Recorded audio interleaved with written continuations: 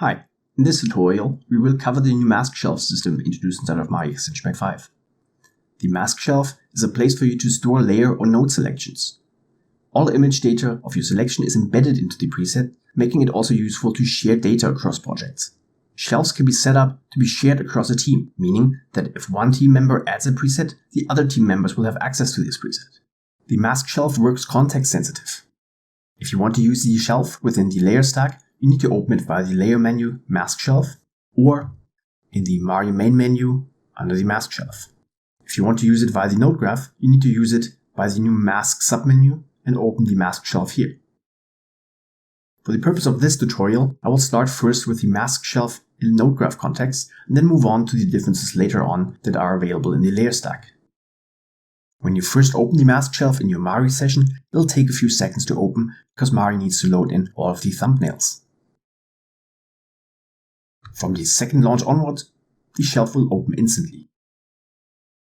The shelf does not overlay Mari, so you can still interact with, for example, the viewport, the menus, or any function of Mari. The size and position of the shelf is saved between sessions, so it'll always come back exactly the way you launched it last. If you want to reset the size and position, there's a helpful little script under the script section. For example, under the node graph masks, you can reset the mask shelf size and position. The same option is available under the layers menu as well. So for example, if you lose your shelf on a second monitor behind another window, you can this way reset the shelf position. By default, the mask shelf comes pre-configured with two tabs, the smart masks and the procedurals. The procedurals tab houses a lot of presets that use the new pattern engine.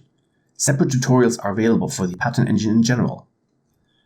The smart mask houses presets that create procedurally generated wear and tear effects based on your model's ambient occlusion and curvature map. Again, a separate tutorial on the smart mask is available. In this tutorial in particular, we only cover the general functionality of the mask shelf, and we will not cover all these different settings and all the different smart masks and procedurals. So refer to the other tutorials to learn more about those, and I'll provide links to those in the description. The Smart Masks and Procedurals tab are locked by default, meaning you cannot modify existing content or add new content. You can unlock the default tabs by going to the Preferences, Miscellaneous, and scrolling down to the Shelf, checking the Unlock Mask Shelf tabs. By unlocking these tabs, you'll have access to modify the names, update existing presets, or delete presets. However, be careful, this actually modifies the installation of the Mari Extension Pack. So if you're sharing the shelves with a team or using an extension pack installation in a studio or facility, you should not modify existing presets because it will affect all members of your team. Shelf tabs are linked to a location on disk. As you can see at the bottom here, in the shelf location, I can see which folder on my hard disk this tab is linked to. You can also reload this shelf tab by pressing the reload button. This will reload all items from disk so you get any updates that your team members might have done. You can add a new shelf or a new shelf tab by clicking on this plus icon. I will be asked to name this tab and specify a destination path on disk. If the shelf location on disk already has presets, the presets will automatically appear in your new tab. I can remove my tab by pressing on the Removing Tab button. New shelf tabs can also be automatically added by specifying an environment variable. If you launch your shelves, an environment variable is found that specifies a folder or multiple folders, new tabs will be added accordingly. Another way of adding a tab is to create a new one based on the filtered result. So for example, if I filter for pattern, I will get all presets in this procedural tab that have a tag with pattern or have pattern in the name.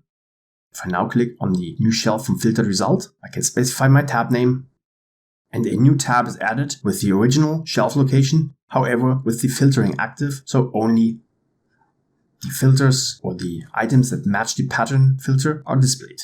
So now we have two tabs with exactly the same shelf location, however one has a filter active. You can clear this filter temporarily by pressing on this icon here.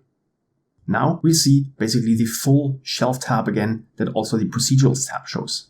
If the shelf is permanently closed or Mari is restarted, the original shelf filtering will reappear again. You can rename a shelf tab by pressing on this ABC icon.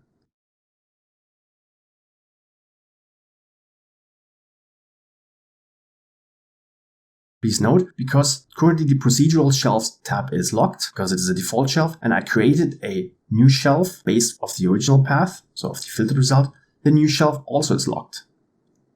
The next two buttons in the top shelf section relate to how Mari displays the contents of the tabs. You have the ability to group presets together. As you can see here, we have multiple groups defined in the procedurals tab, or in this case in the copy that we made via the test shelf. If I click on a group, a preset section will open showing the contents of the group. By switching the display mode of the groups, you can explode all groups, so not have any groups displayed.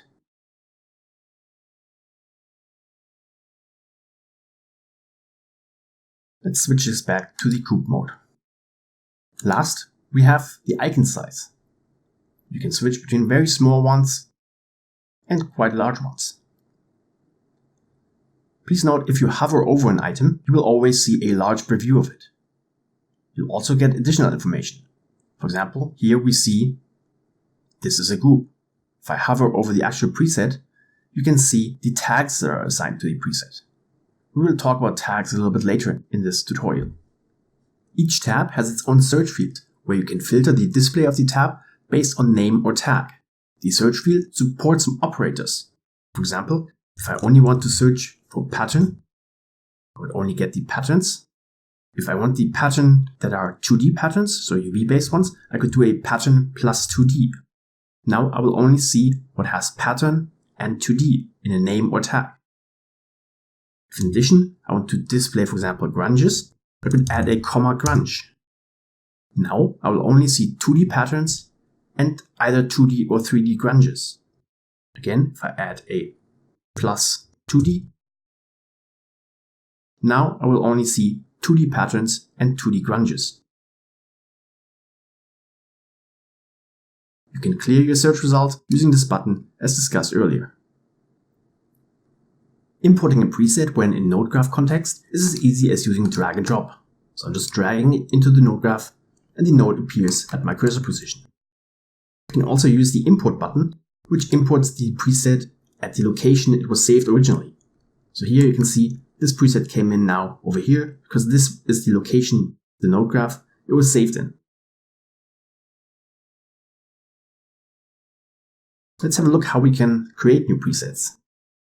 First, I will create a writable tab because I cannot save currently into my default tabs.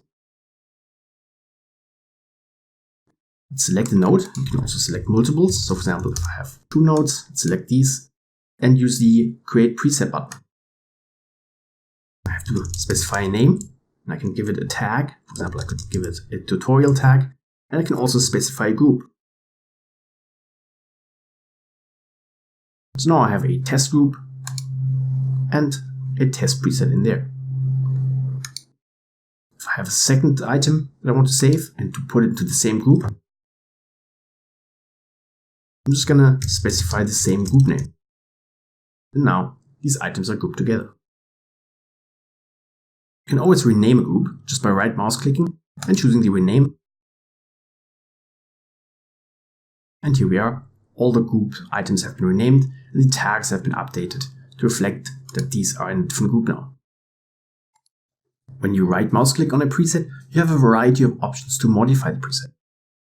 First, we have some basic information such as the preset name and the last modified date. Next, we can set a preview for an image. So we can use a custom image instead of this standard icon that I create when a new preset is created. For files supplied from disk, it is best to use an image that has the dimensions of 400 by 400 pixels. If you don't want to use a file, you can use a snapshot of your Mari canvas. If I do a set preview from snapshot, I can snapshot my Mari canvas and use this as an icon. The Show in File Browser will open a file browser inside of the folder where the preset is saved. The mask shelf creates one folder per saved preset. So in here, we have a bunch of stuff, for example, the data blocks and the images that are used in this preset. Using the rename dialog, you can rename a preset, change the tags, and the grouping. The tag system comes with 3 standard tags. As you can see in the tooltip here, if you add a 2D tag, you'll automatically get a 2D overlay. If you add a 3D tag, a 3D overlay, and if you name the tag random, you will get these little icons indicating that this preset can be randomized. Using the copy to other tab and move to other tab, you can move presets or copy presets in between tabs. For example, if I go to the procedurals tab, I could copy this preset to a different tab. Please note, only custom tabs are listed in this. If I move to my custom tab again, you can see I have the same preset moved over or copied over, including its grouping. You can also delete a preset. So if I delete this and it's the last preset in the group will be removed as well. Finally, we have a node graph only option, which is the update from selection. So this option is only available when the mask shelf is in node graph context and is not available in layer context. Using this, you can overwrite a preset with new content without changing its name, tag, or grouping. If I just create a cloud node and I choose the update from selection, the preset content has been updated. However, the name, group, tags, as well as the icon has not changed. If I look at this, the content of the group has changed, or the content of the preset has changed to reflect that I updated it with the cloud node. Apart from the import and create preset buttons, there are 2 other ones down here. These options relate to these smart masks and help you to create maps that are needed for the smart masks to work correctly. We won't cover this in this tutorial, however I will provide a link in the description of this video to a tutorial that covers this section. Next, let's head over to the layer stack and check out the mask shelf in layer context. So right mouse click, mask shelf, and here we are. The context, or the content is exactly the same as in the node graph context of the mask shelf. However, the buttons at the bottom are slightly different. Let's see what the differences are. The first one imports the currently selected preset as a mask. So let me create, for example, a black constant, select this layer, and import the selected preset as a mask. You can see a mask stack was created and the preset was imported into the mask stack. Let's reopen our mask shelf and try the next button. The next button will straight up import the preset as a new layer. So here we have a new layer that corresponds to the preset. Next, let's see how we can create presets from the layer stack. Again, I'm going to switch to my custom tab so I can actually save presets. And the first thing will actually just save the currently selected layer as a new preset. This can be anything. For example, it can be this current preset. But it can also be paint data. So if I hide all this and go to my paintable layer, and then just do some random brush strokes, break this down. And with the layer selected, I will save this. And let me remove this layer and actually just re-import it as a new layer. And here we are. My paint data has been re-imported as well. The last option allows you to save multiple layers. In order to save multiple layers, they need to be grouped. Let me quickly set something up here. I'm gonna create just a black base and a cloud node, and I don't know, just an FBM node on top that we are multiplying. And let's group all this together. And I'm going to call this my smart mask or my smart material, whatever. And with the group selected, I'm going to use the create preset from group.